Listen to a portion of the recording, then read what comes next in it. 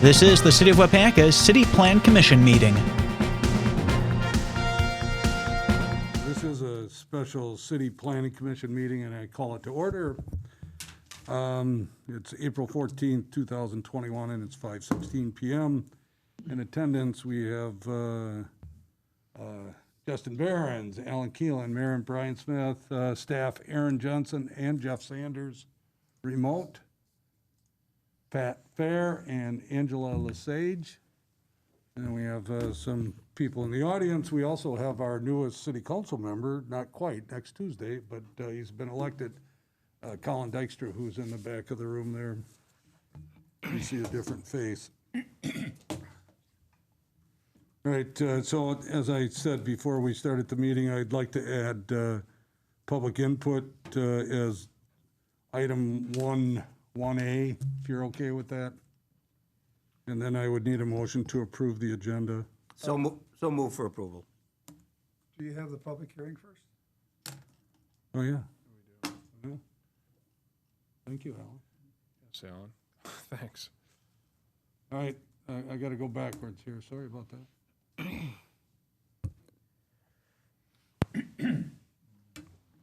All right, scratch what I said before. So instead of starting with the city planning meeting, we actually have a public hearing, and this has to do with, I should have known, I just got done talking to him. But this is a conditional use permit for Csc Llc et al. Owners, Jim Becker, he's the applicant, for 825 West Fulton Street. As we know it in town, the Shopko building, I'm sure Jim would love to have it be named something else in the near future, but that's how we remember it, so that's how we'll describe it at this time. You can see that we have a conditional use permit public notice, and that is on page 2 of the public hearing meeting. And I'll just read through the parts. I won't do all the descriptions here, but you are hereby notified that Csc Llc et al. Owners, Jim Becker, applicant, have made application to the City Planning Commission requesting a conditional use permit in accordance with section 17.104, parent 3 of the municipal code, permitted use and conditional uses to allow retail use greater than 10,000 square feet in total floor area and outdoor display as a conditional use in the B4 strip commercial district, more fully described as follows, to wit. And then it just basically describes the where the location is, and that it's been publicized so that, and that's why we're having the public hearing tonight. So at this time, we would ask that anybody that would like to give testimony in favor of the conditional use permit, stand up and get to a microphone and just tell us why you're in favor of this conditional use permit, and limit your time to 3 minutes or less. Jim, you'll have the ability to talk to us once we get into the regular meeting about this. Anybody that would like to give testimony in favor? All right, anybody that'd like to give us testimony in opposition? Any testimony in opposition? Hearing none, I'll declare this hearing closed at 5:20 p.m. All right, let's go back then to the Planning Commission packet. We already did take roll, so Justin, you can just stay with that. And don't forget, besides the 1A, we also have 2 addendums that are under the action items C and D that you also received. So when you make the motion, make sure you include that 1A as a public discussion or public input, and then that we also add those 2 items under the action items.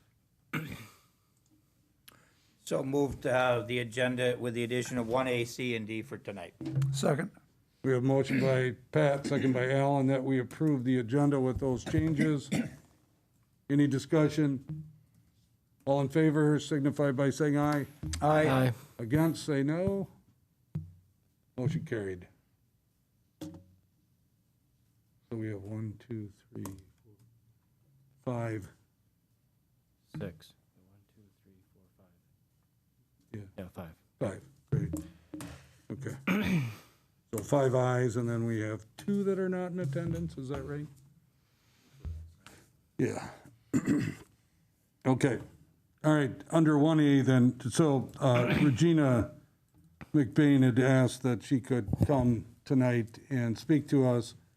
She is, of course, the one that turned in the petition about the lighting, the situation she has with her property, but also she's the one that, I think it was 60 names that she brought forward that signing a petition that asked the city to do something about the lighting in the community.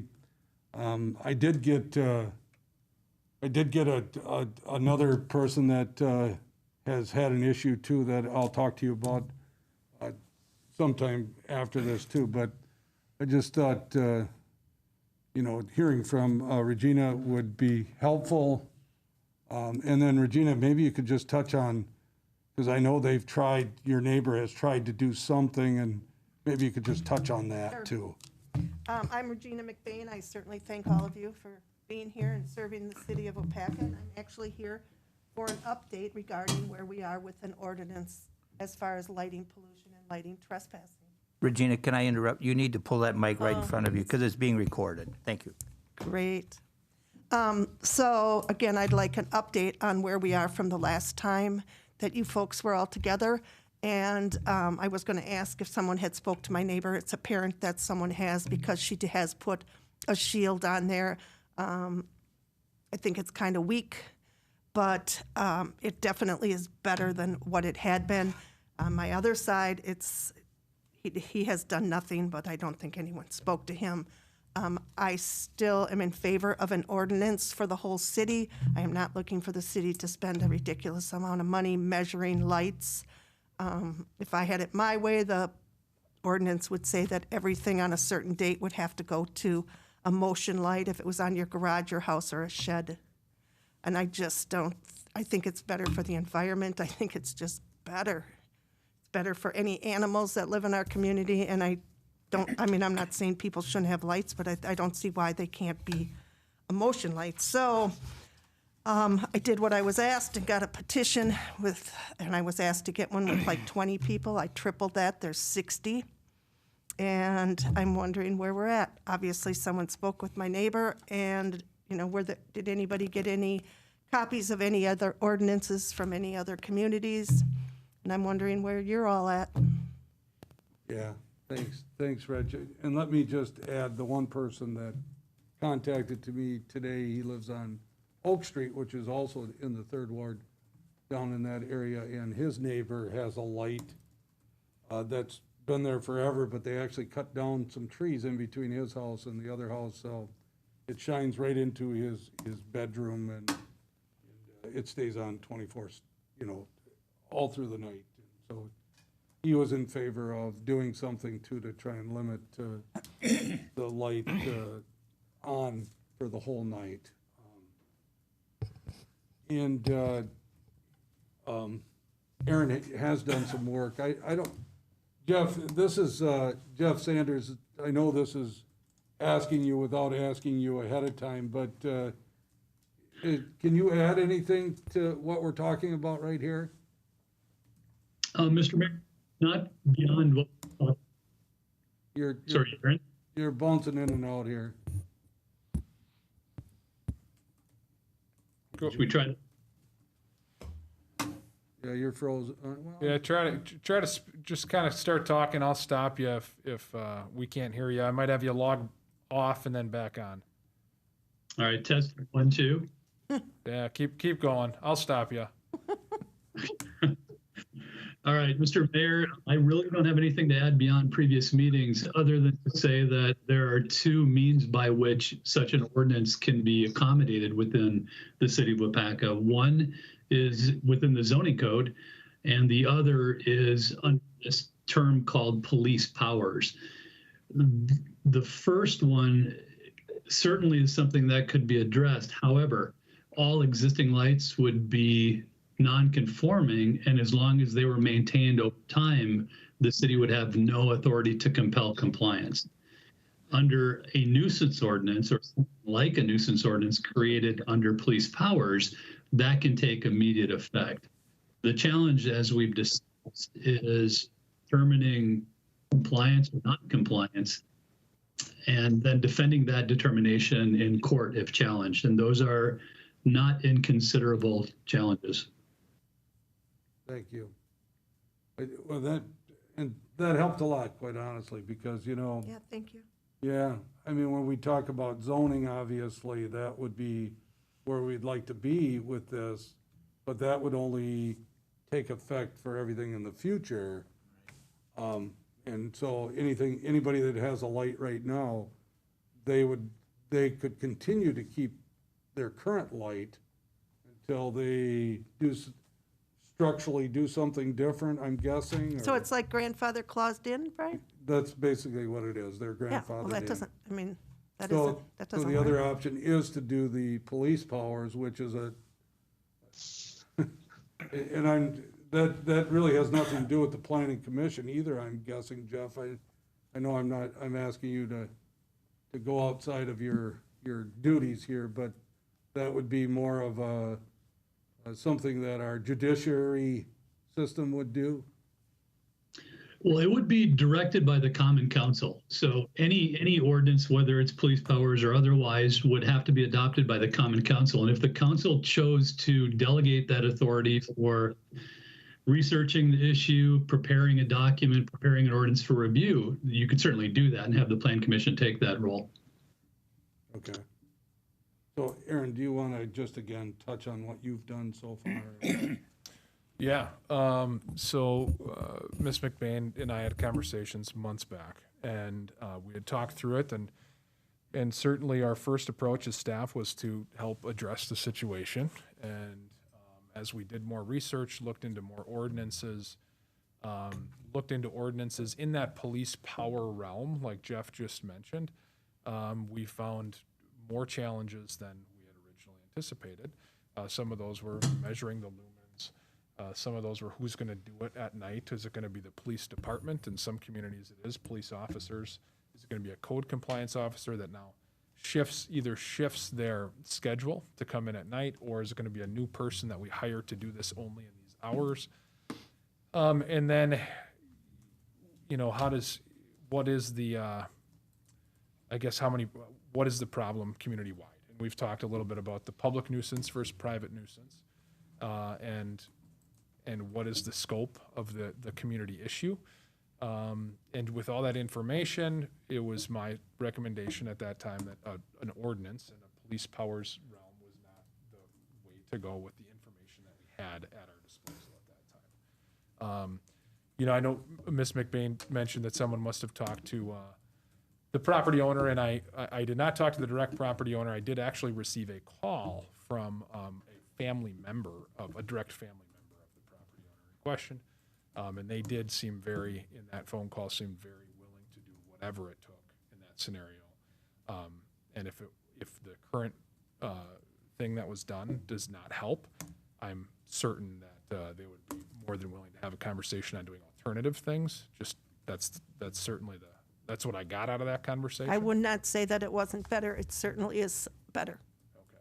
Just So. isn't enough. And it's not an ordinance. Yeah, and Ms. McBain is 100% correct. We did talk about a petition, and that's exactly what she did. She got a petition, and so we did get that with the signatures supporting a light ordinance. You know, up until this point, I had not heard from anybody. I know Mayor has heard from somebody else now directly that there is a problem, specific problem in a specific area. I have not had that conversation with anybody except yourself at this point, and that kind of plays into the whole what I've recommended in the past as well. So that's just an overview, Mayor, of where we're at as we sit here today. So the direction, I think, if I remember right, we had it at city council, and it was directed back to city planning commission. And then, at the last meeting, staff was directed to talk to the property owner. I don't know that city planning commission has gone beyond that, where they have directed city staff to prepare an ordinance. I don't think we've given that direction yet, have we? No. Okay. Didn't Tom Hart write something up at one point? He did, yeah. He drafted something at the very early stages of this.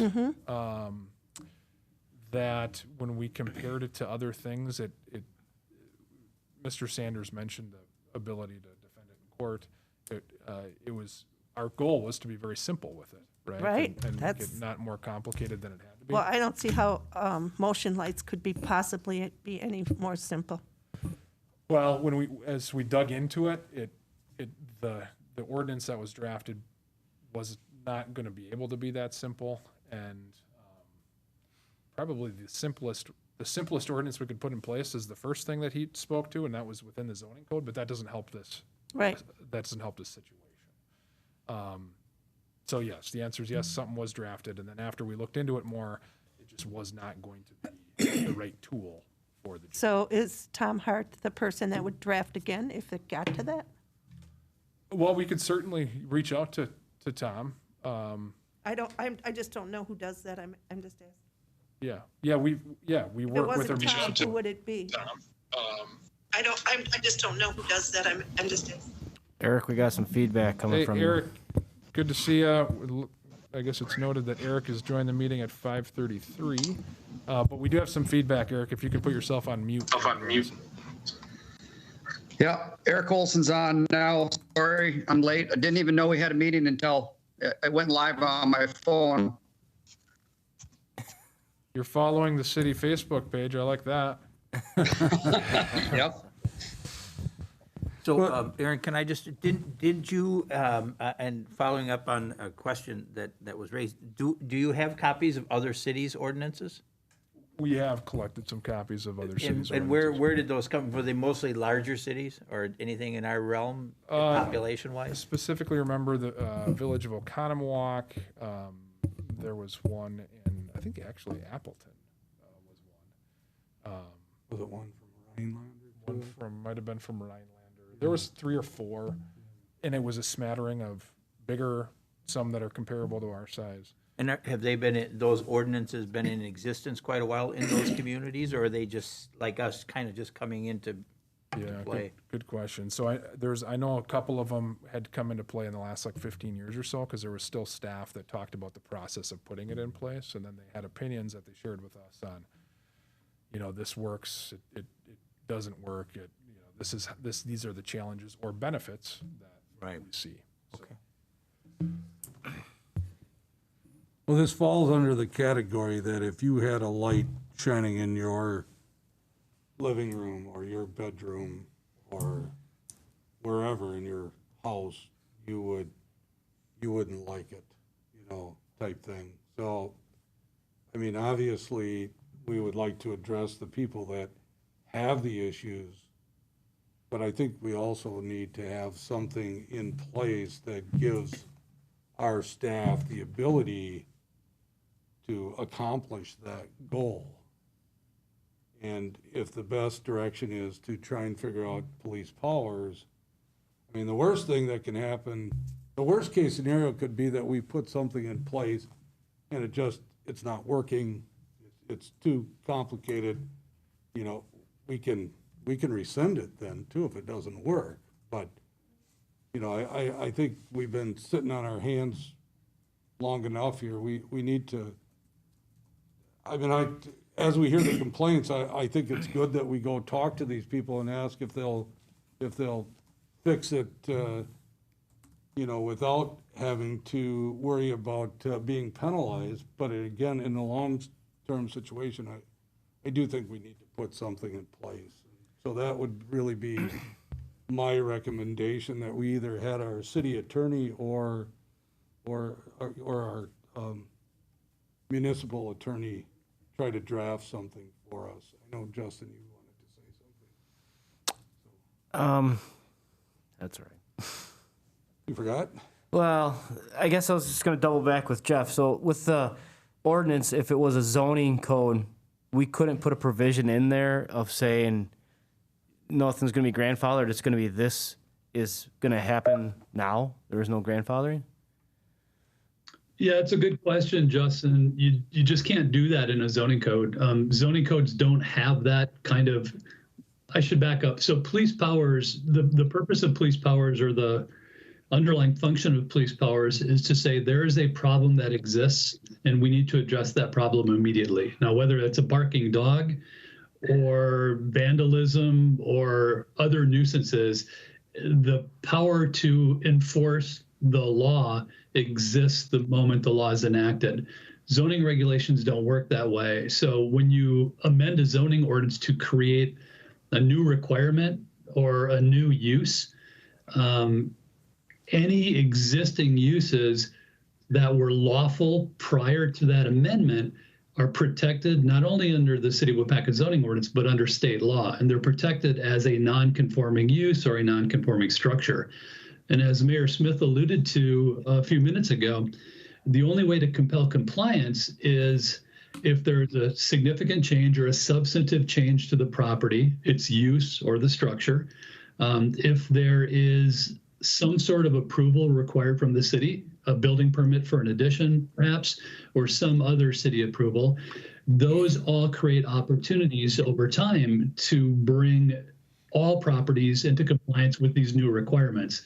So when you're talking about something like the subject at hand, if you have a residential property that has a very, very bright exterior light, whether it be on the house or the garage or mounted on a pole or whatever the case may be, unless that property changes in some substantive way or unless there's a permit required, you would have no authority to compel compliance with that new requirement in the zoning code. So I think I might have circled around a couple times on that, but sometimes it's good to restate to make sure it's clear. Alan, did you?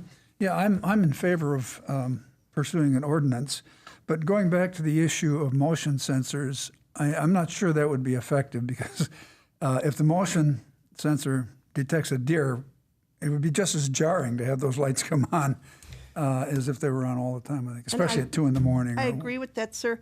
I just don't think that they stay on for 2 minutes and then they go off. It's not this.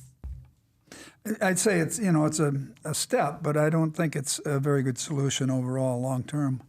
I think it just happens as frequently as deer cross my yard.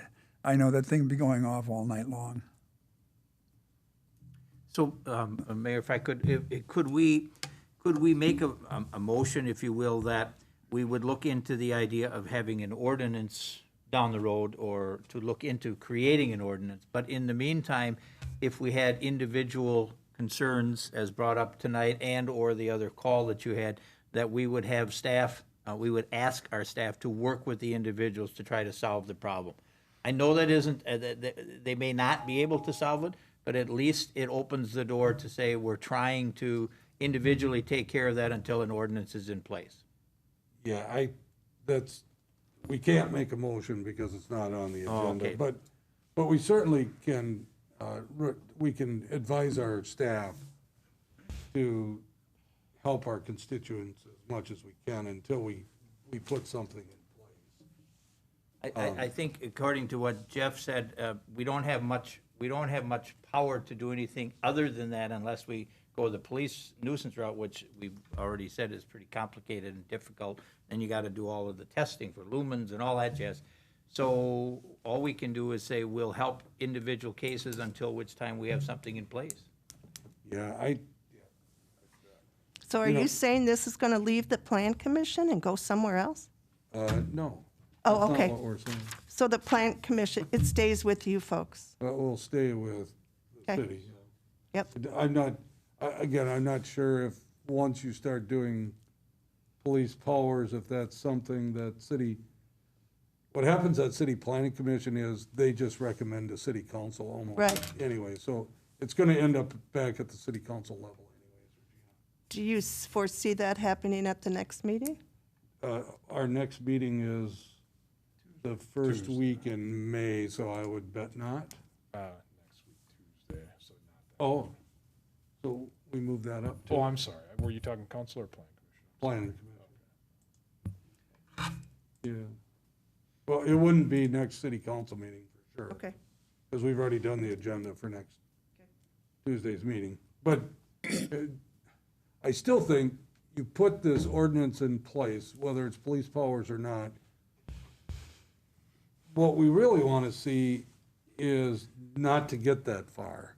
We want to be able to have staff be able to convince people that it's an issue and we'd rather have them correct it versus penalizing them. You know, we don't want it to get that far. So we're doing what we think is the right thing by trying to recommend it. It's the people that aren't gonna listen are the ones why we're gonna go that step further to make sure that we have an ordinance in place if they don't follow what's requested of them. I don't Yeah, does that understand why make there sense? just wouldn't be the ordinance. And I mean, I don't think that there should be a fine that's, gouging someone, like pretty minimal, just get the point across. Well, we do have, I think it's $125 is our minimum, isn't it? If I remember right? It's 5 to 200. Oh, it is? So there is a, That's the baseline fee, but then I think once you put on top of it administrative and then the police time, then I think the minimum may become the 125. yeah. Yeah, and that's set up already in another ordinance, so we can't really change the fee structure on that. Yeah, and I But don't, again, we don't want to get that far either, Regina. That's really the case. I think if I would, just reiterating and summarizing maybe what the mayor's saying there, Regina, is we can put an ordinance in place, and we might be looking to do that. But that isn't gonna help your situation, because as Jeff said, everything is grandfathered in. So in the meantime, what we well, would. that ordinance doesn't work, the grandfathered in, you'd have to go the other The option. police, which gets to be really tough to do, as mentioned. But if we work to get an ordinance in the meantime, if we can handle the individual situations like yours and the others by staff going out and talking to, and maybe even saying, I'd hate to use this word threaten, but say we're looking to put in an ordinance which is going to require everybody in the city to, that might move people to say, okay, yeah, we'll take care of it now before it becomes more of a nuisance later on. But I think that's, other than that, I don't think there's going to be anything that's going to happen quickly. Which Well, would, that's for certain. I mean, and that's just sort of we're all kind of boxed in here a little bit. Yeah. Yeah, the wheels of government do move slow, Regina. And I understand that, and again, I thank you all for serving and stuff. I just think that the petition with over 60 people signing it should be enough to move forward. Well, and that's exactly what we're doing. Okay, We are. so now what? Again, there's a reason why the wheels of government work slowly. So the next step is to ask either Tom Hart or our municipal attorney to put something together with police powers that gives us the ability to punish people. But in the meantime, we're doing what we've said we were gonna do all along, is take them on an individual basis and try and convince those people that it's to put it in the simplest terms, it's not very nice to have your light shining into somebody else's house, and can you do something to fix it? And sometimes these people just don't know about it. I have to believe that's probably the case in most situations, where if you just talk to them, they probably will change. But I don't know that. So when does the plan commission get together again? Would you expect to have something from Tom or whomever We can- by the next meeting? Regina, I'll tell you, either I'll call you or Aaron will call you when we think what the time frame will be. Okay. I can't answer that tonight. Okay, no. We don't know what the attorney's Yeah, schedules are. or that's anything. fair. Yeah, Yeah. sure, thank you. Yep. Okay, anything else on this? All right, Thank you, Regina. Yeah, for thank coming. you all, and I am not staying for the rest of the meeting. I know that's heartbreaking, but I'm not. And honestly, thank you so much, all of you. Yeah. Thanks. Thanks. All right, let's go into action items. This is a conditional use permit for Csc Llc et al. Owners Jim Becker, applicant for 825 West Fulton Street. And Jim is with us tonight. And your daughter's name again, I'm sorry? Brianna. Sorry about that. I should have wrote it down right away. So Jim is with us tonight, so if we have any questions, we can certainly ask him, or if he wants to make some comments as we go through this process. Jeff, I'm guessing we're turning this over to you? That would be your prerogative, Mr. Chair. Yeah, Jeff, take it away. So as Mayor mentioned earlier, conditional use is required for retail uses greater than 10,000 square feet in total floor area and for store display of materials. And I'm getting feedback on my end. I'm guessing you are there too. Yeah. Well, you sound like you're burping in between each word, yeah. Not that I'm aware of. It seems a little bit clearer right now. So the situation here is we have the continuation of an existing use, and under most circumstances, a conditional use permit would not be required. What I mean by continuation is we're going from the previous business, which was effectively general retail, to the proposed business, which is general retail. And were it not for Act 67 back in 2017, and were it not for the amendment to the zoning ordinance where we transitioned from special use permits to conditional use permits, no permit would be required. But those two things did happen. As such, Mr. Becker and his proposal has to have an approved conditional use permit for the two uses we discussed. Now, I should say that the conditional use permit will stick with this property. So if at some point in the future the property changes ownership, the CUP would be retained for that future owner. So again, it's unfortunate for Mr. Becker to jump into this process at a time when he's required to go through it. In terms of the report itself, if we can scroll to the last page, Aaron, oh, thank you, you're there already. The conditions that I'm recommending is, first of all, the only two conditions that are granted under the terms of this use are the operation of the retail store as proposed and the outside display of materials. That 24-hour deliveries are allowable. However, there's a silence requirement or a quiet requirement between 10 o'clock p.m. and 7 o'clock a.m. That all product and material storage must be stored within the structure. There's no external storage. That's different than display. So the external display we'll talk about in a moment. The property must be maintained free from accumulation of trash and debris.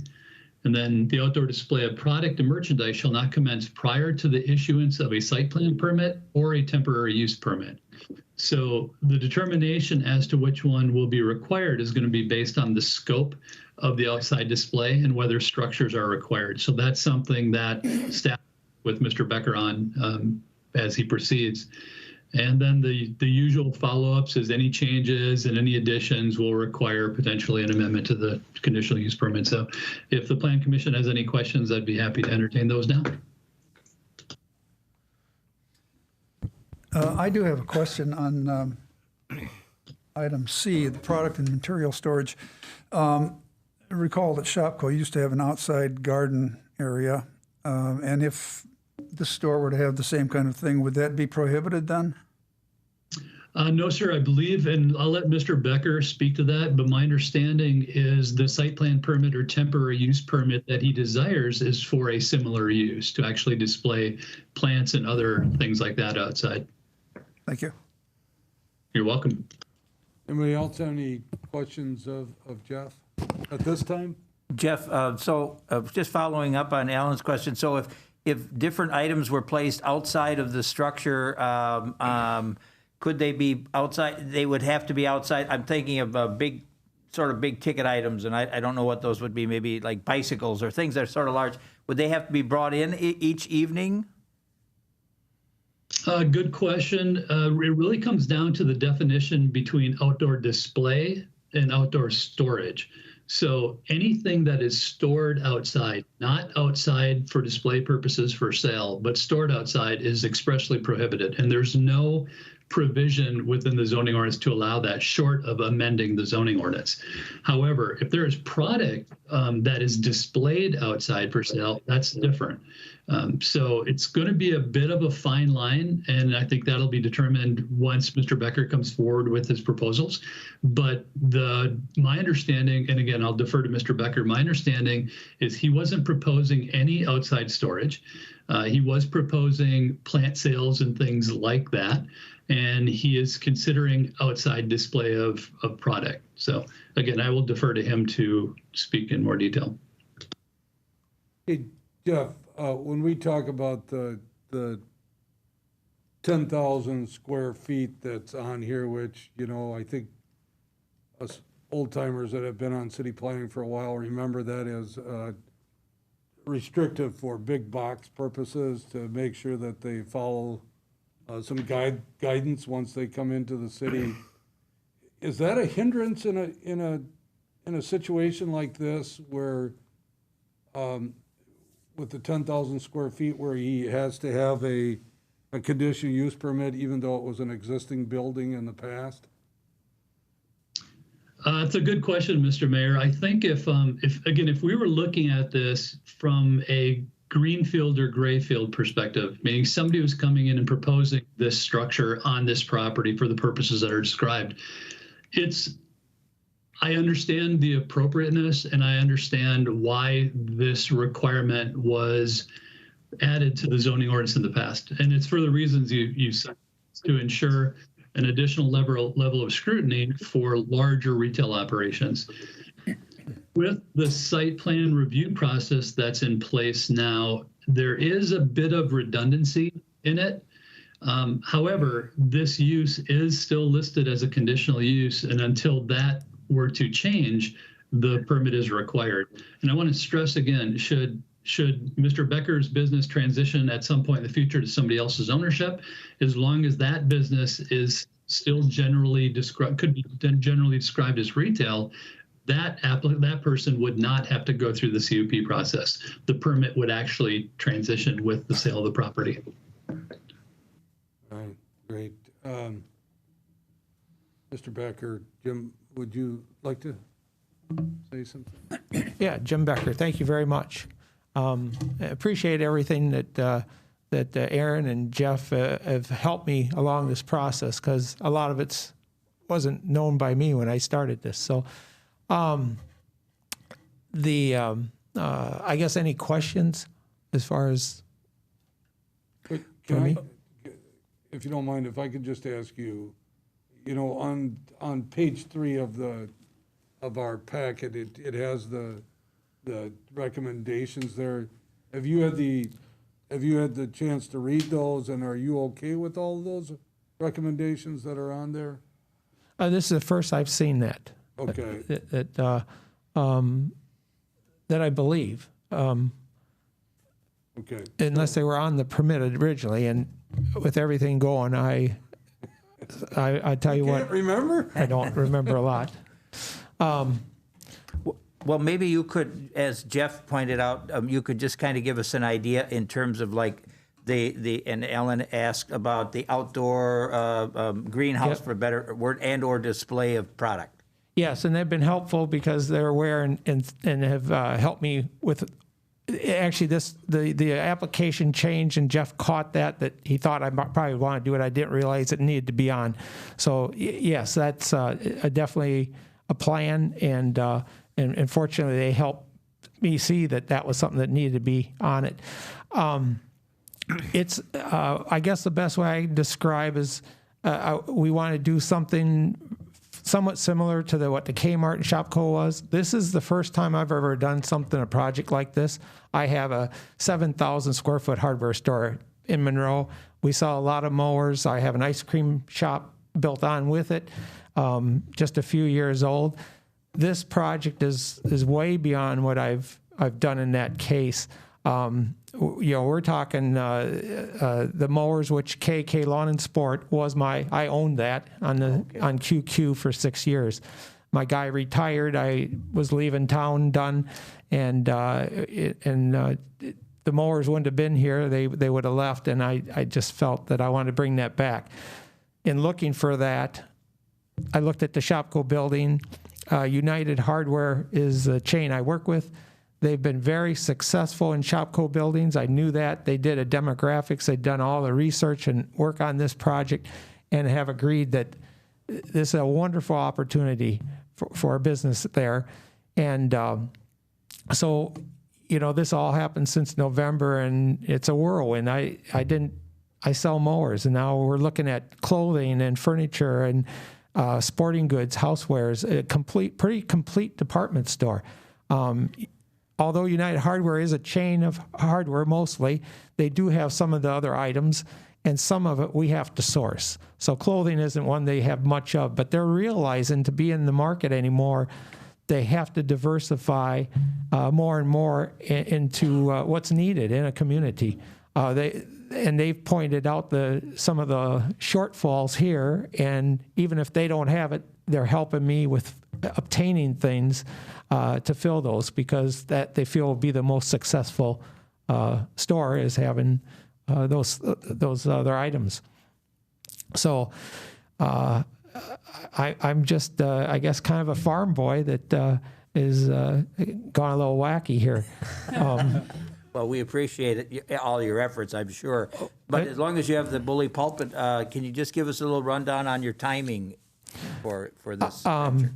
And one of the reasons we're fortunate they really helped me push this along and get it move forward is that greenhouse, because in the scenario of this business, it's a 3-year plan initially. It shows you have to be open as soon as you can in spring. This is definitely, we feel that the summer here is your Christmas with the chain of lakes and everything. So everybody in the process has said it's just essential to open as soon as you can and gain that summer business. And flowers is a big deal. We have a new greenhouse bought to put up. The flowers ordered, it would be about the end of the month here. So everything everybody's done to help me along should hopefully give us that opportunity, because that's something that has to sell. The store will not be completed by that point. We hope that we could have a 50% or certain departments, maybe a part of it open at that time or shortly after, and try to fill the rest as fast as we can. The other thing that's going against us is the past year history is there's items hard to get. Fill rates are very difficult in some departments.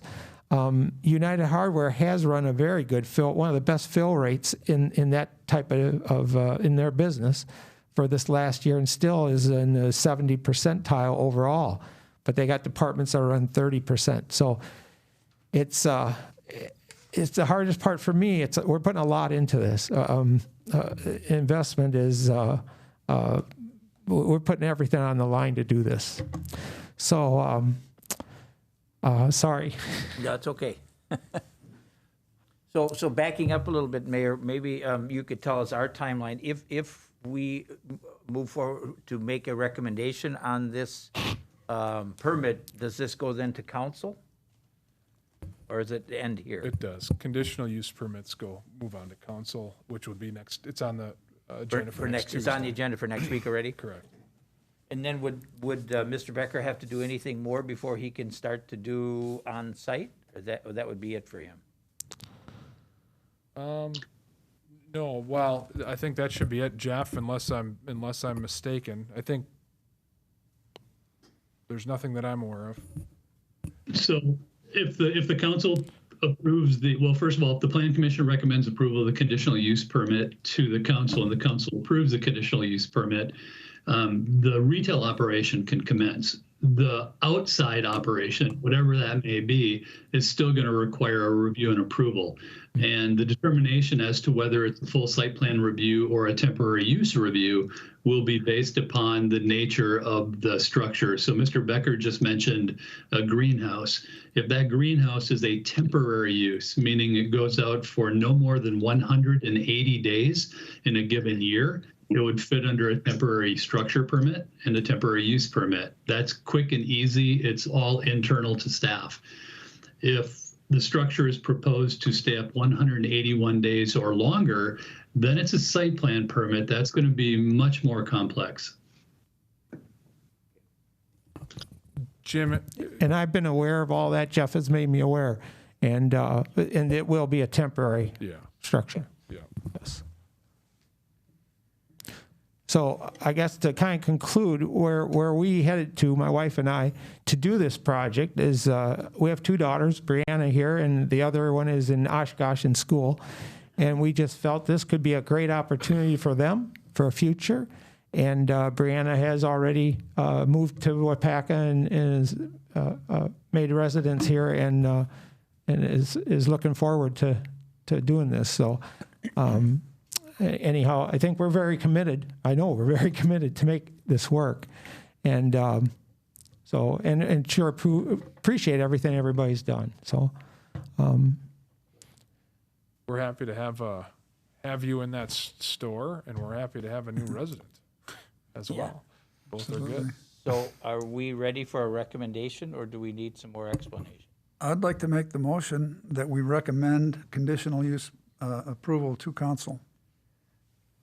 I'll second. Okay, we have a motion by Keelan, second by Fair, that we recommend to council the conditional use permit for Csc Llc.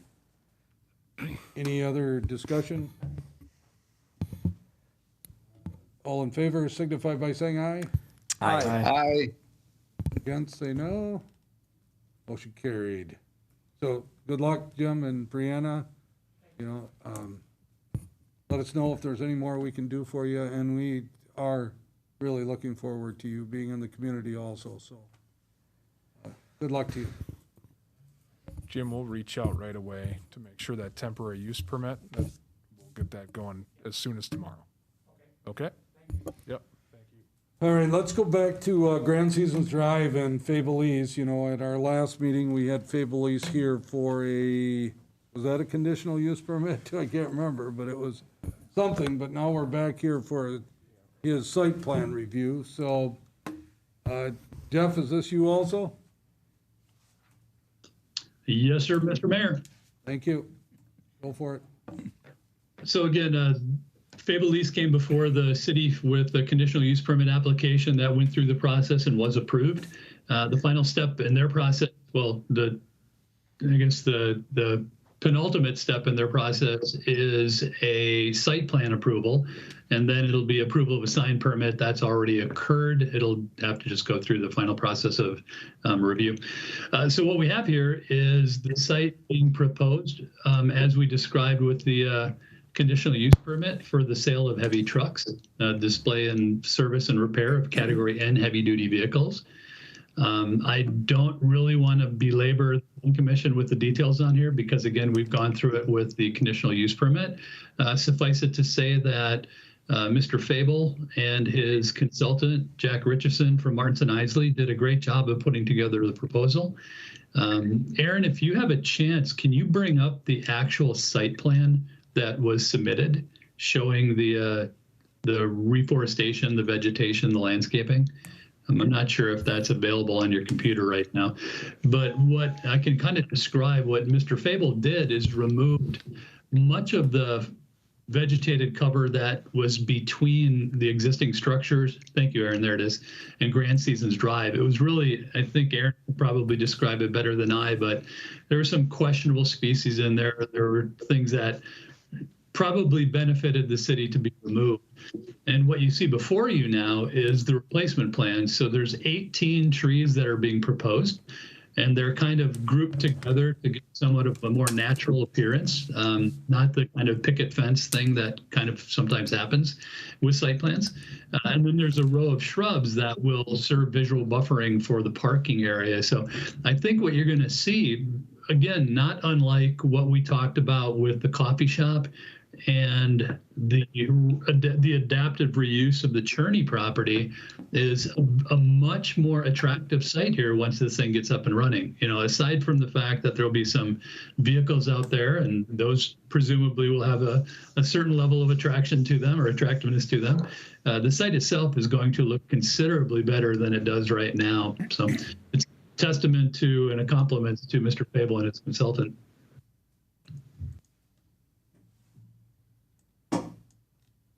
All right, so staff is recommending that we approve this site plan? Correct? That is correct. Okay. Yes, sir. All right, anybody have any questions? Anybody want to make a motion? Olson to approve. Or recommend? I'll second. I think this is approval. This is an approval. Okay. This is approval, Eric. Okay. All right, thank you. Yep. Motion by Olson, second by Lesage, that we approve the site plan for Fableese LLC at 270 and 282 Grand Seasons Drive. Any discussion?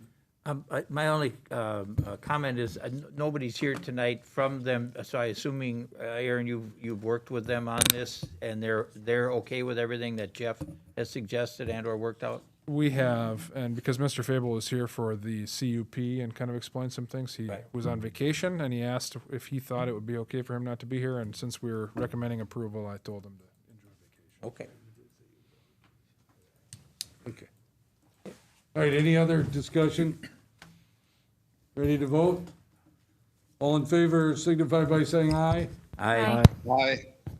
Against? I have to abstain. Okay, and we have 5 ayes, 1 abstention, 1 absent. Motion carries. All right, let's go, we're gonna go to the addendum then. And this has to do,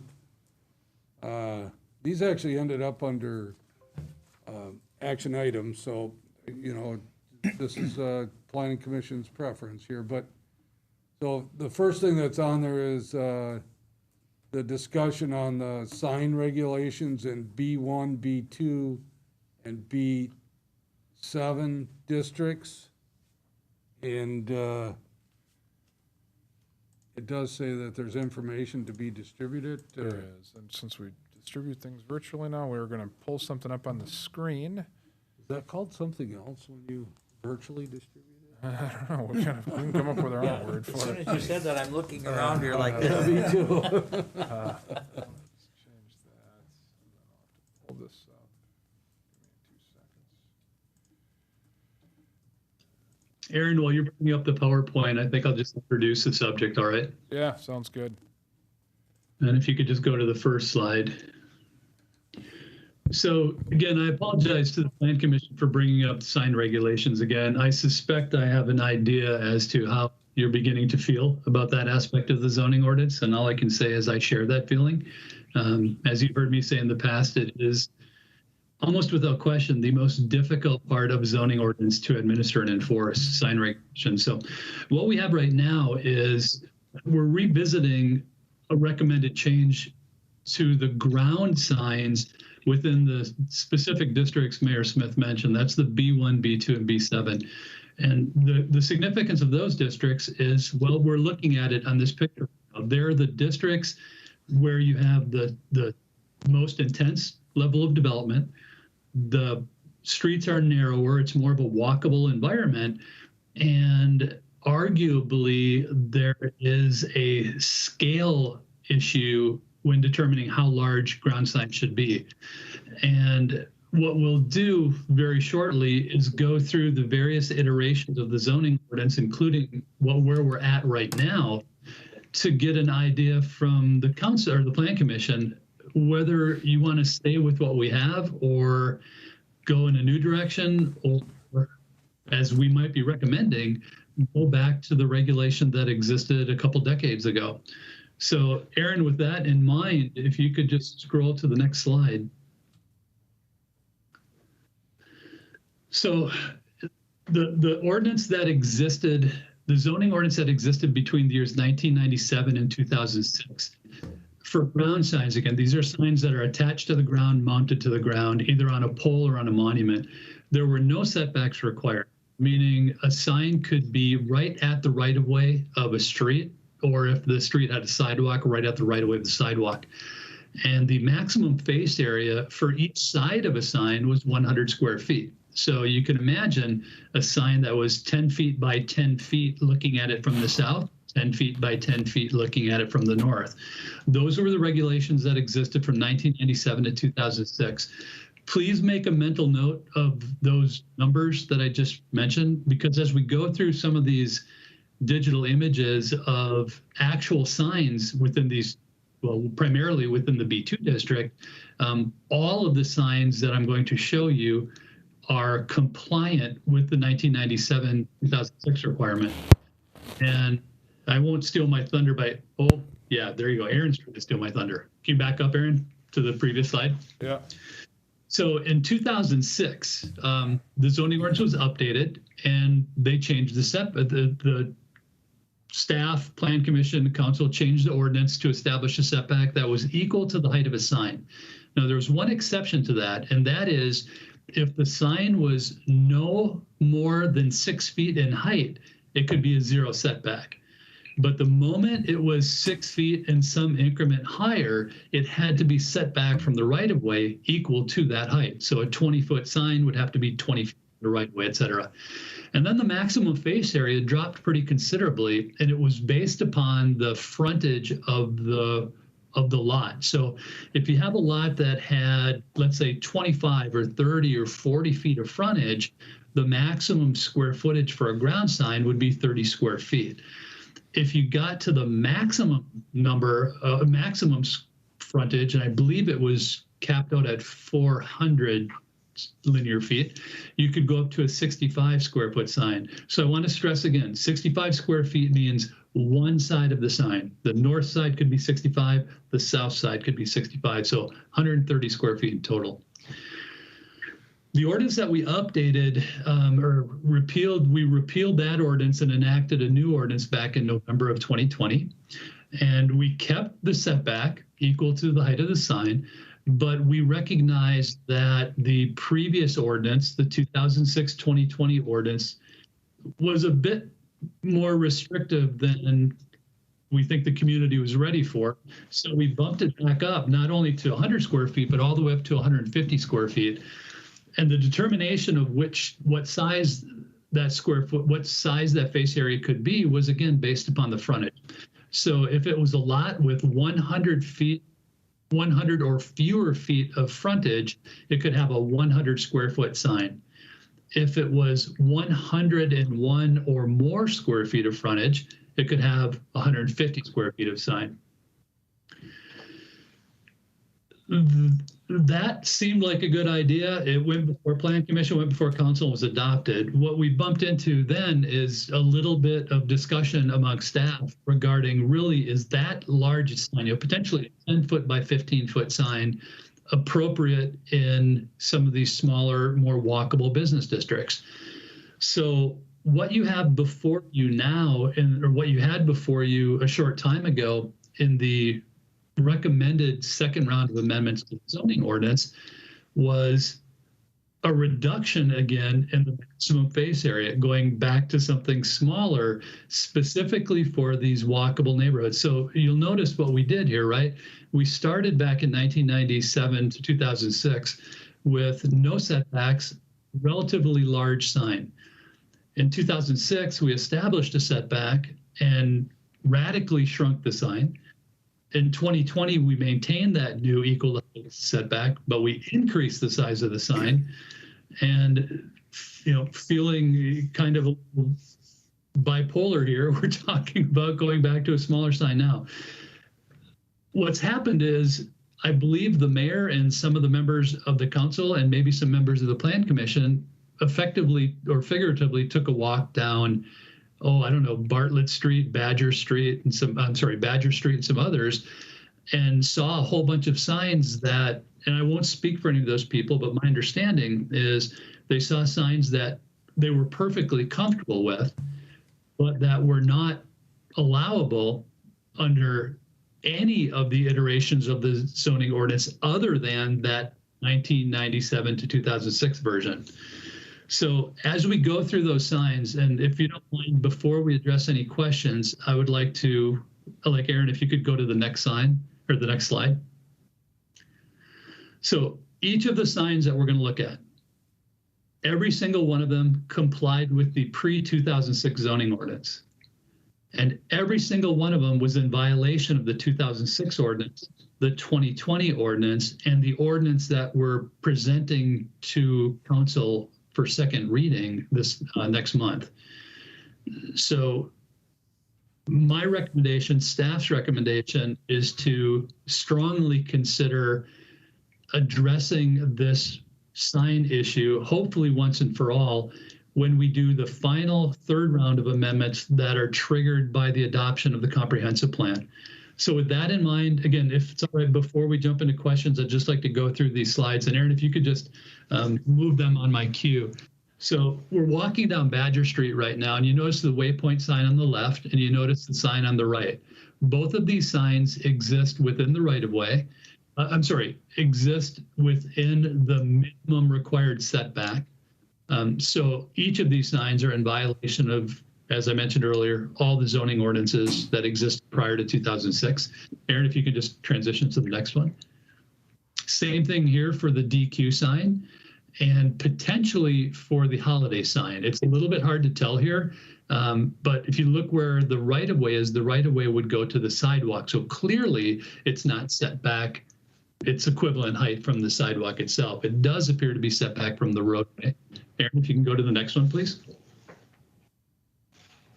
The Chase sign on the right is too close to the right-of-way.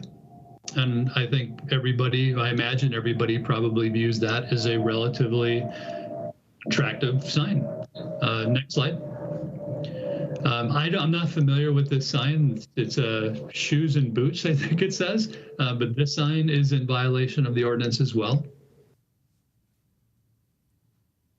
The Goodyear sign on the left is in violation. And I want to stress, with one exception, these were all of the ground signs that I found other than those shorter than 6 feet along Badger and West Fulton, until you get outside of the B2 and B, outside of the B2 district. So the sign you see on the left and the sign a little bit farther in the distance on the right, both of those are in violation, as is the sign immediately to the right, sorry, Aaron, immediately to the right of the screen. And then I think the next one's the last one, I believe. And the two signs you see here, both of these are in violation. So Aaron, I think that's the last slide, is that correct?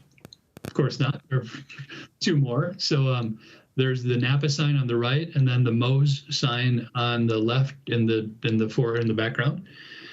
So again, all of these signs were compliant when they were installed, and none of them all of them can be maintained over time. Face changes are allowable as non-conforming signs, but no structural changes can be made to them. They couldn't update to an LED sign or some other digital sign. They couldn't have a larger face area or a sign that projected beyond the face of the existing signs right now. And I'm not sure that is the preference of the Plan Commission, the council. So really what this is about tonight is to gauge your opinion about which of these 4 iterations of the zoning code, 3 the one that's in place, the 2 that preceded it, and the one that's proposed, are more to your liking. I guess the best way of describing it. And with that, I will turn it over to you. Jeff, can you, if we were to look at those signs again, for example, the ones on Badger Street, could you estimate what the square footage of those signs are right now or not? I mean, I could give a rough one. I'm guessing that the waypoint sign on the left is probably in the 30 to 40 square foot range. And the one on the right in the background is probably closer to 50 or 60. Okay. And we do have, Jeff, maybe you could just touch on this too. We do have a request that actually has been pulled, I think, for the time being from Trinity Lutheran, who wants to put up a sign also,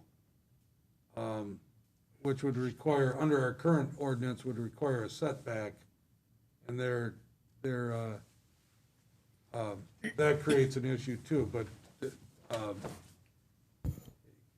you want to address that at all, or did I say enough right there? Yeah, well, you're correct. So Trinity Lutheran came before us with a sign permit application that we reviewed and approved. Subsequent to the approval, they felt that the sign in the location compliant with the zoning ordinance did not provide the visibility that they desired. This particular sign is to basically market or advertise different programs available at Trinity Lutheran. And it was their desire to move that sign closer to the road, closer to the right of way. Now, as I mentioned earlier, the sign face that they proposed, if they were to remove the pole and put that face on a monument on the ground, it would not have exceeded the 6 foot maximum. So it would have been permissible at the right of way. But they preferred to have the height associated with it. If I remember correctly, it was about 15 feet. Under the pre-2006 zoning ordinance, that sign would have been approvable. It would have been compliant with the face area. And again, because there were no setbacks required, it would have they would have been able to put it where they hoped to put it. So you're correct, Mr. Mayor. That one was kind of the quintessential example of this. We have another sign that we've talked about a little bit at 104 and 110 Badger. That's the Shambo Realty, Edward Jones, and Little Caesars Pizza sign. That sign is a non-conforming sign right now because, again, it's too tall. It's too close to the right-of-way for its height.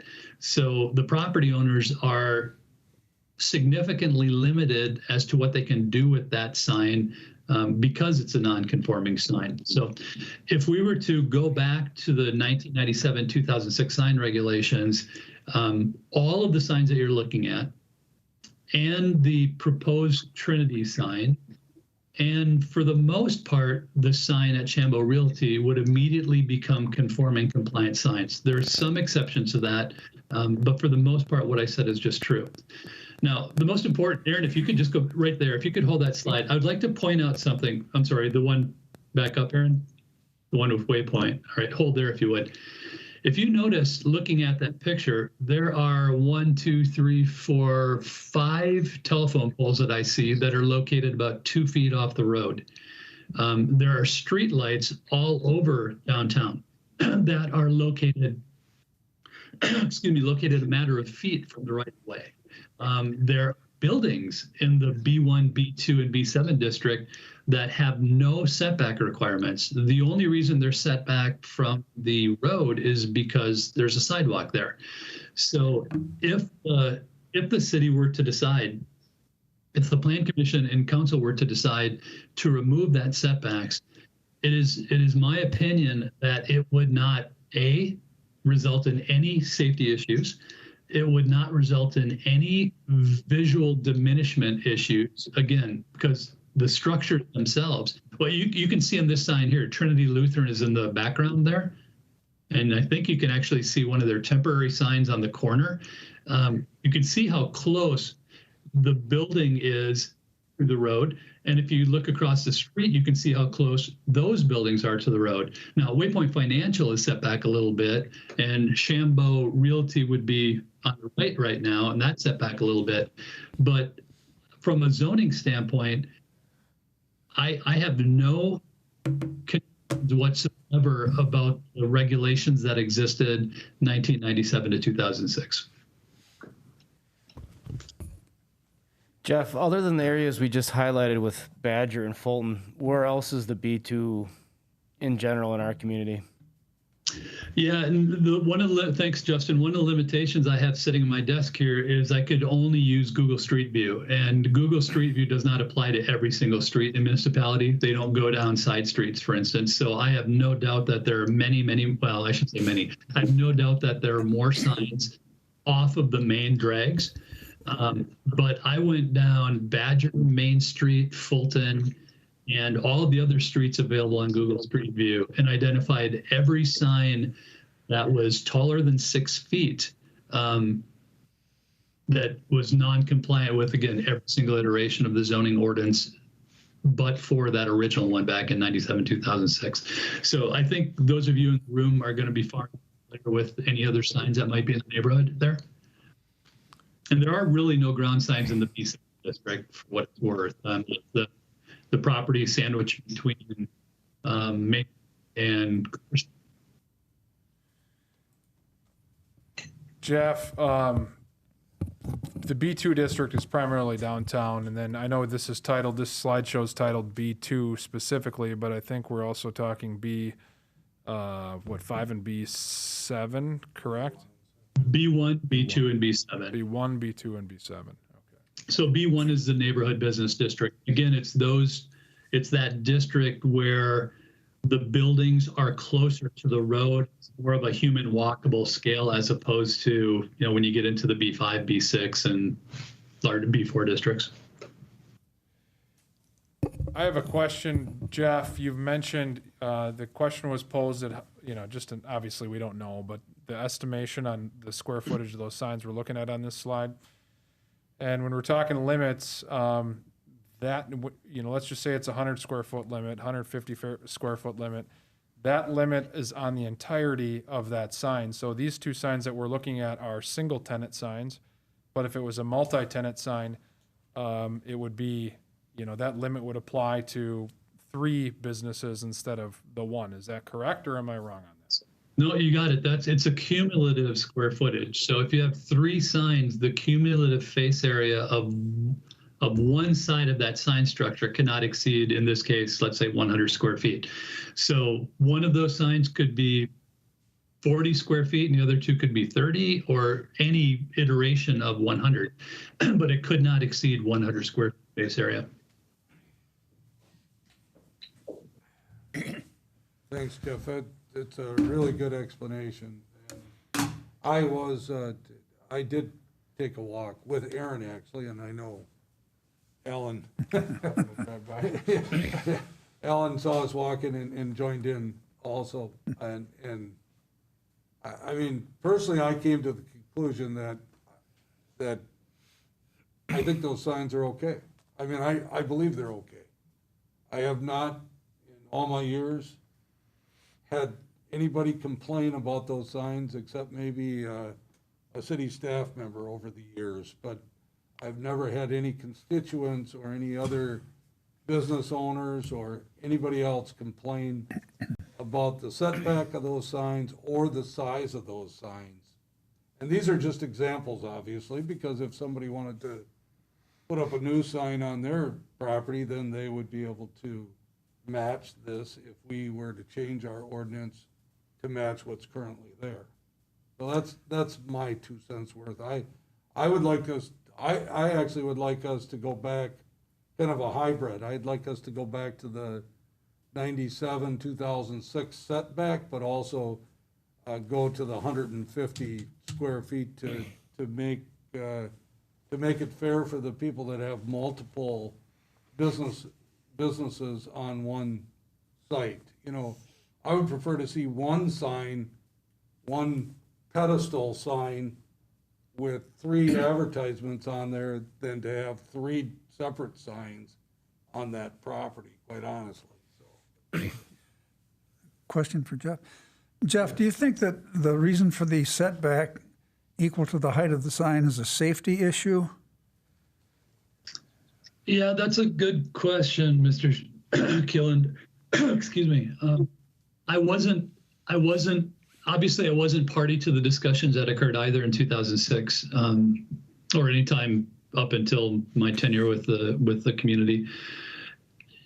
What I can say is communities that have established those setbacks have not, it hasn't always been it hasn't primarily been a safety issue. It has been an opening up. I don't know how to do this without doing it visually. So if you can see me, it's opening up the view corridor. So the concern the best example I can think of would be Oneida Street in Ashwaubenon, where all the buildings tend to be set back quite a bit from the roadway, and there's large expanses of asphalt and concrete between the road. And so when you move the signs up to the road, it creates a narrower roadway. And there are some communities, some planners and zoning administrators and such that don't find that appealing. In a walk, and I agree with that, which is why we're not suggesting we eliminate the setbacks from the B4, B5, and B6 districts. But in a district where the human scale is in place, when you're walking on the sidewalk, you can actually reach out and touch the facade of the building you're walking by. I don't know that narrowment is negative. As a matter of fact, there's an argument that when you bring stuff closer to the road, multiple structures closer to the road, you actually decrease the speeds of traffic below whatever the posted speed limit is. So I think there's some merit from a safety standpoint of allowing a congested streetscape, if you will.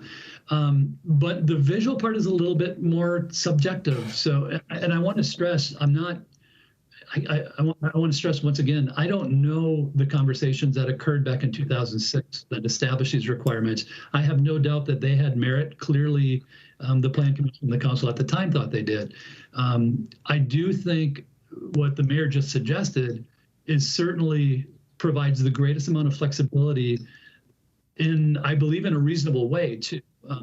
I do work with quite a number of communities around Wisconsin, and those that do have downtowns of a scale like Waupaca tend to not have setbacks on their signs. Thank you. Go ahead. So I do know a little bit of history. The zero setback, as long as it's under 6 feet, that was to encourage monument signs, and they look great because they're lower. They usually have some masonry with them. They look nice. When a business typically does that, it's 10 foot long, 4 foot wide. That's taking up an entire parking stall. So getting back to the mayor's point, a lot of these places have multiple businesses in one roof. If we pretty much require that for a 0 yard setback, that's 3 parking stalls that's taken up in their parking lot. That's not going to go over very well. So I guess with everything that's been said tonight, I am in favor with the 0 foot setback. I'm not really sure what to say about the height. I think all the examples we looked at pretty much are downtown or fringe of downtown, and being that tight right up to the road feel is preferred in this area. Anybody else? Well, it seems to me that most of the examples, it wasn't about the square footage, it was about the setback. I mean, most of the signs seem to be adequate size-wise. The ones you saw, that's accurate. Yeah, that's pretty accurate. But because those were ones that were single businesses on that property. Right. The ones you didn't see are probably the ones that had multiple. So, Mr. Mayor, when you suggested that we go back to the first one, 97, but you wanted to increase the square footage Yes. to 150, why do you think that that's necessary? Was it because some of the ones that you looked at you think were already at 150? Yeah. Oh, okay. Mr. Mayor, I can jump in on that if you don't mind. I mentioned the Shambo Realty sign. So that sign is a 4-unit structure, right? It has the anchor sign up on top, and that's the Shambo business property sign. Below that, it has the Shambo Realty LED sign. I think everybody's familiar with that. Below that is the Little Caesars sign. And then finally, there's the Edward Jones panel. Now, the totality of the square footage on one side for all those, if I remember correctly, is 123 square feet. So anything short of 123 or 125 square feet or more in face area would continue the non-conforming status of that sign. And not only non-conforming, but unlawful, because it would be, if any of those panels had been installed without a sign permit, because it's a non-conforming structure, they can't, not only can they not be maintained, they can't be retained. They have to be removed. Whereas a square footage of 150 feet would accommodate that sign. Now, I don't know if there are other multi-tenant signs within the B1, B2, and B7 district. I suspect those of you might be more familiar with that. But I do agree that 150 square feet, when you think about it for one sign, it's a big sign, right? It's, you know, again, it's 10 feet wide, 15 feet tall. It's a pretty good sized sign. One of the reasons I don't think we need to be all that concerned about it is there are built-in restraints or constraints on putting signs up like that. The main one being the actual cost. So a 10-foot by 15-foot standalone ground sign is a very expensive sign, regardless of whether it's a vinyl panel or some sort of aluminum or illuminated. So I do think that 150 is a reasonable limit. I don't know that you'd want to go much higher than that.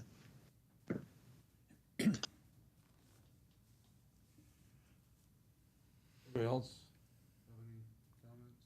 I'm supportive of what you suggested, Mayor. How would we proceed on this, though? Ask for a rewrite? Yeah, well, this is an action item, and we are doing what we're still on the second reading of this. Is that correct? Yeah. So this might be an attorney question more than a Jeff question, because we're on the second reading. Does that mean we have to start over? Yeah, if we do a rewrite, I think we'd have to do a first reading. Or if we adjust it. Right. I'm not sure we're doing a rewrite, but we're adjusting it. You change the I'm standard. comfortable with weighing in on one part of this, and that is as follows. So any substantive change to the ordinance that is before you right now, meaning not just a correction or a formatting change, would require another public hearing. And the new public hearing would then trigger another reading and so forth. So two options are available right now. And I think perhaps the discussion is going to be needed to determine which one of those two options are best. If we basically put the existing proposed ordinance on hold, make the amendments, go back before public hearing and through the process, we would not be adopting the ordinance as it appears before you, including the more restrictive sign requirements. However, if we do that, we're also delaying some of the other amendments that some business owners are actually waiting for so that they can proceed with their proposals. So I guess if I were to say which side of that coin to, or what side of that line to put your chit or your marker on, it might be big picture better to address this in the very, very soon to begin third round amendments that we have to do to accommodate some of the recommendations in the comp plan. But the short answer, again, is if we do make this change now, we would have to go back to public hearing and then through the readings. Council can waive the second reading, right? They can. But we'd have to have a public hearing, and I think there's like a 25-day, isn't that what it is? Yeah, I think that'll be a two-notice public hearing. So we'd be looking at the soonest, probably the first meeting in June. So if we, Maybe the last meeting in May, I'm not sure. Mayor, so if we suggest no changes, what's the timeline then? No changes to what he's Proposed and what's already out there. Well, then we would vote on the second reading Next Tuesday? next Tuesday. I think it would, and Jeff, I have no doubt you're correct on this. I really don't. I think it would probably behoove us to just get a check with our municipal attorneys to say if we pulled one thing out of the ordinance as it's coming forward through the second reading, but adopted the rest, is that an option? Because it does, yeah. I guess knowing the types of things that we'll be holding up, I don't think we want to hold up and delay projects that are going to possibly cost people more money another month. So if there's an option to somehow amend it, Why don't, that'd be good. so what do you want to do? And then we'll find out the procedure we need to do. So if we have to, if this stops us from voting on the second reading at next Tuesday's meeting, then I'm assuming you would prefer to let it go through as is, and then, as Jeff had suggested, make these zoning changes in the third round of changes, which will probably come immediately after we approve this one, I'm guessing. And that does seem to make sense to me, as long as we all understand that our next step is then, if you're okay with it, to changing the setback and the square footage of these signs. I mean, if you're okay with that. I'm good with it. Yeah, I think it's a good idea. Yeah. I would make a motion, Mayor, to kind of put that thought in that we move forward with the proposed as is, with the idea, with the added, if our attorney says we can do otherwise, so be it without delay, then I would add that as a form of a motion.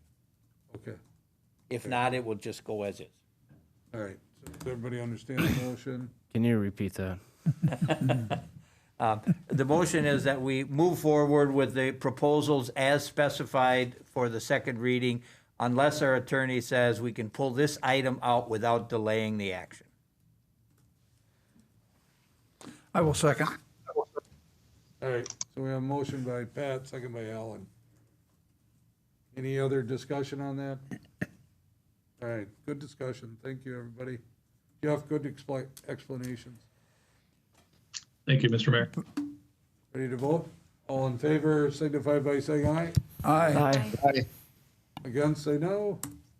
Motion carried. All right, we got one more action item, and that's a carryover from, it went to city council and then got moved back to city planning commission, and it has to do with the fee structure. So, Aaron, you want to go? Yeah, thank you, Mayor Smith.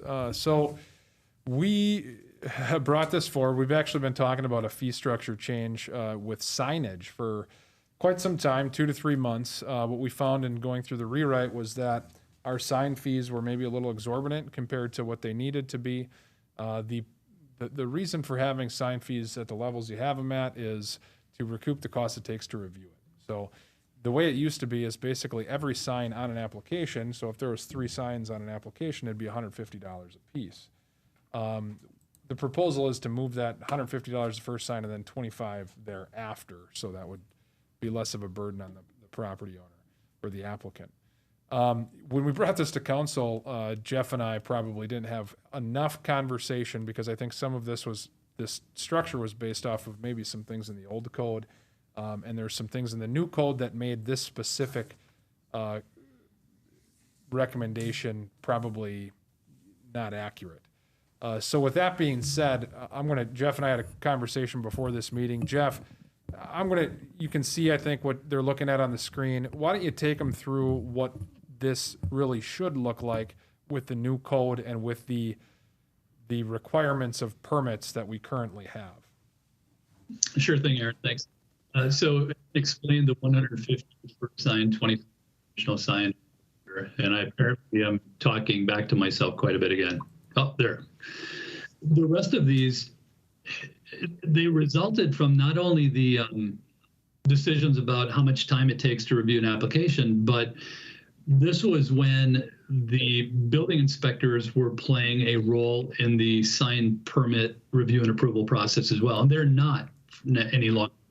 They've determined that building permits are not required for signs. So this is purely a zoning issue now.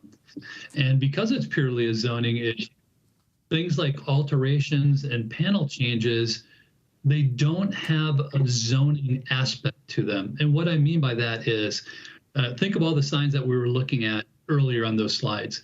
If we were to take the waypoint sign off and replace it with Brian's Bagel Shop, if it was the exact same size as the waypoint panel, the only change was a name and color, is there really any reason that we should be requiring a permit for it?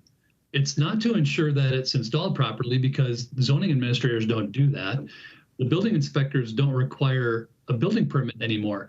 The contractors have insurance, and if it's not installed properly, they would be liable. So I guarantee you they're going to do it properly. So again, from a zoning standpoint, there's no legitimate, in my opinion, and other zoning administrators might differ, but in my opinion, there was no merit to requiring a permit for alterations or panel changes. Now, to make that even more tangible, the zoning ordinance that was adopted on November 26th of last year specifically listed signs that do not require sign permits any longer. One of those signs was a panel change. Another was a temporary sign. So the current iteration of the zoning code allows for one temporary sign in the residential districts with some size limitations and location limitations, and up to 2 temporary signs in business districts. Same thing, size limitations, location limitations. There are constraints as to how long those signs can be up. They're associated with something, an event that is going to occur, and the sign can at some point before that event occurs. And then when that event is over, there's an amount of time before that sign has to be removed. So again, from a zoning standpoint, is there merit to requiring a permit for that type of sign? And I think the answer, again, in my opinion, is the answer is no. So the current version of the zoning ordinance does not require a permit for alterations. Scratch that, I'm sorry, temporary signs or panel changes. So there's no reason to have an application fee for something that doesn't require a permit. The alteration issue, as I understand it, was more of a building inspector thing that now doesn't seem to be in play anymore. So really what we're looking at is application fees for a sign that requires a permit. We're recommending that it stay at $150 for the first sign, because that's about what it takes. When I go through the process of reviewing a sign, I know how much time it's going to take me. There's the amount of time that staff, whether it be the clerk or administrative staff, have to put in receiving that application and distributing that application. And $150 is a reasonable reflection of that time. However, if I'm reviewing 5 signs in one application, there's a ground sign and a couple, wall signs and whatever the case may be, does it really take me $150 and $150 and $150, et cetera, to do it? Of course not, right? Because it's going to take me about $150 to do much of it, and then just a little bit more to include these other signs in the report. So that's the argument for the 25 additional. Now, I want to stress, if an applicant comes before us in May with a sign permit application that calls for one sign, and we review it, and the applicant pays $150 sign, and it's approved, and they put up their sign. If they come back later in May and request a second sign, that's $150 too. So it's $150 per application, and then each additional sign in that application would be $25. I hope that was as clear as it seemed to sound what I'm saying. So, Jeff, because we're looking at an inaccurate reflection here of what it would be, just to recap all of that, the only thing shown under sign applications on the fee schedule would be the new at $150 for the first sign and the $25 each sign after. Is that correct? That is correct. Okay. So you're not charging for a panel change? That's correct. And is there a review for a panel change? No, not in the new ordinance. There is not. Okay. And same thing with temporary signs too. We're not requiring a permit because we're not charging a fee because we're not requiring a permit. That's also correct. Yeah, so it makes sense. doing anything. Go ahead. So a panel change, if you change the wording of the sign, that's no longer a panel change? That's correct. Okay. As long as the size and all of that doesn't change, you know, you take a panel out, put a new panel in. So Lions Remax wants to put a Lions Remax new panel up there. They don't need to go through anything. That's correct. Okay. Talk about Shambo all day long. With the one qualifier, Justin, being that the new panel has to be substantially the same as the existing panel. So, you know, if the panel that's being replaced was 2 feet by 3 feet, and the new one is 2 feet by 3 feet and 1 inch, I see no reason to require it. If it's 2 feet by 4 feet, clearly it's a different size panel, and that would trigger compliance with a permit requirement. And so just to clear this up a little bit more too, in our previous, before the zoning rewrite that we approved, these fees were in there before, right, Aaron? Yeah, so everything you're looking at on your screen that is not in yellow, that is what it read prior. Well, and with the temporary signs, although I think we would like to control that a little bit, we know that it's nearly impossible to do that. So are we gonna have compliance even if we could have them, you know, have a permit process where they had to pay? And I think worse yet, if we charge them $150 or $100, no, it's $50, I'm sorry. $50, nobody's gonna apply for a temporary permit. So we'll just have to keep track of it, and if it gets to be an issue, then we'll deal with it when it becomes an issue. Yeah, Mr. Mayor, if I can jump in, that's a really good point. And I want to stress that temporary signs have zoning requirements. It's not as if anybody can put it up wherever they want. There are specific requirements under the code. What it doesn't have is an application fee. And there's not having an application fee and not requiring a permit does not reduce, in any way affect our ability to enforce the sign code for that particular sign. Thanks. So we need to move this forward and bring it back to city council. So we're okay with everything except what's highlighted. What's highlighted is